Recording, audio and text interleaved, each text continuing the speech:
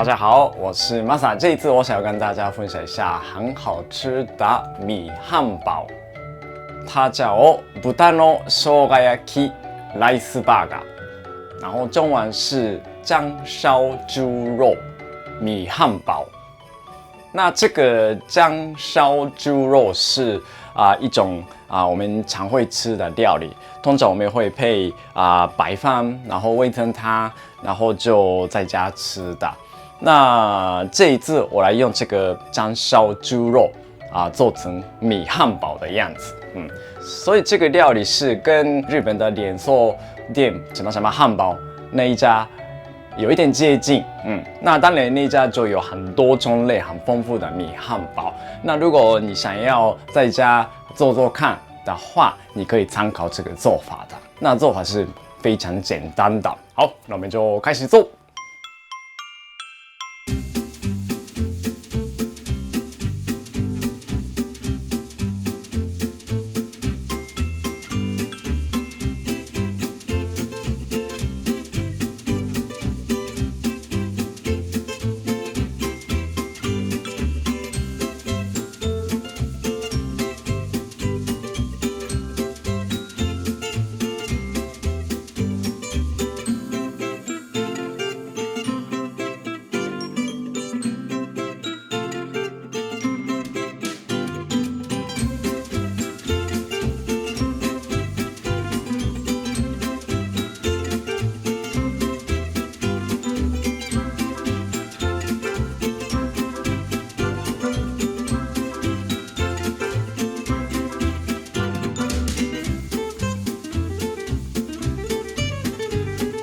所以像这个样子做出来的模型，其实蛮有趣的，很方便，就容易买到的牛奶盒子，你洗一洗，然后就捡起来。那这个你可以做很多个，那你可以跟大家很多人就一起做，跟小朋友做也是蛮好玩的，很不错，漂亮。好 ，OK。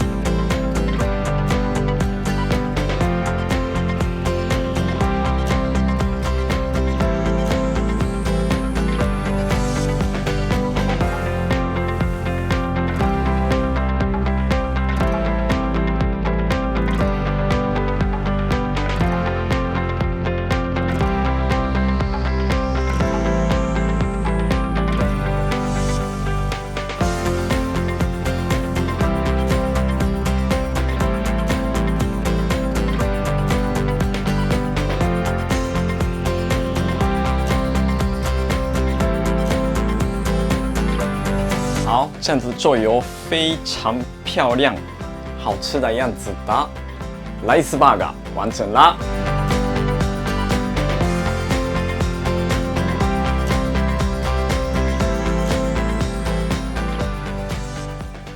非常漂亮，没想到可以做这么整齐的，这个捏东西真的比较累，因为确认这个镜头里面拍进去的样子，所以不能站起来就做的，就一直在确认这个荧幕那边有在中间做的那个流程，所以好，现在就可以休息了。好，ではさあ。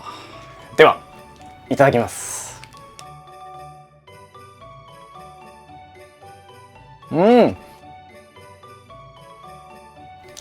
值得要酸酸的样子做出来的，非常好吃。肉片是先腌起来，然后这个炒的时候，酱汁跟洋葱跟猪肉都是好好的包起来的样子。然后这个米片有加了酱油，还有白芝麻，稍微拌一拌，然后再用奶油煎的，所以这个米片直接吃也是非常香。猪肉的这个酱汁的香味跟白芝麻、酱油、奶油的风味，就合在一起就非常很棒。那像这个美乃滋，我常会用这一种组合，就是像焦烧鸡肉，然后淋这个美乃滋吃也很好吃的。所以这个酱烧猪肉也是可以淋一点美乃滋，这个是一个在日本我们常会用的一个变化。ではもう一回いただきます。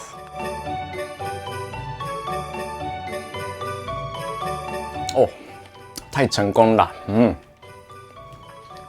这个真的可以卖，做一做，然后就去外面卖也没问题的，那这个米片是可以先压起来，然后一颗一颗用保鲜膜包起来，放在冷冻库也是可以。下次你要用的时候，你直接拿出来解冻，然后再煎。这样的话，你下次突然想要吃米汉堡，里面东西先炒一炒，夹起来就可以做出来好吃的米汉堡。